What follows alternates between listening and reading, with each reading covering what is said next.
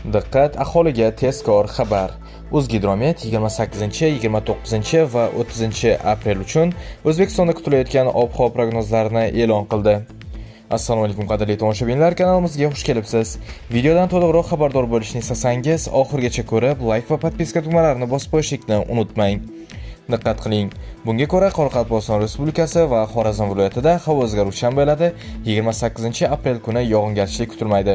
29-30 aprel kunlari ayrim joylarda qisqa muddatli yomg'ir va momaqaldiroq bo'lishi mumkin. Harorat kechasi 13-18 daraja iliq, kunduzi 22-28 daraja iliq bo'ladi. Buxoro va Navoiy viloyatlarida havo o'zgaruvchan. 28 aprel kuni asosan quruq.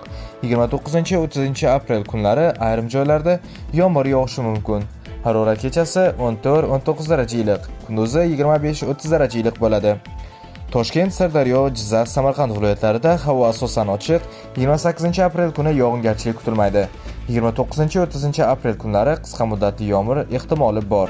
Harorat kechasi 14-18 daraja iliq, kunduzi 27-32 daraja iliq bo'ladi. Qashqadaryo va Surxondaryo viloyatlarida havo ochiq va issiq bo'ladi, yog'ingarchilik deyarli kutilmaydi. Harorat kechasi 17-22 daraja iliq, kunduzi 30-35 daraja iliq bo'ladi. Andijon, Namangan va Farg'ona viloyatlarida havo o'zgaruvchan.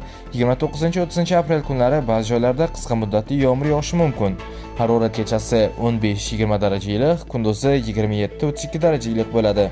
Do'stlar, shu va shunga o'xshash yangiliklardan birinchilardan bo'lib xabardor bo'lishni istasangiz, kanalimizga obuna bo'ling va bizni kuzatishda davom eting.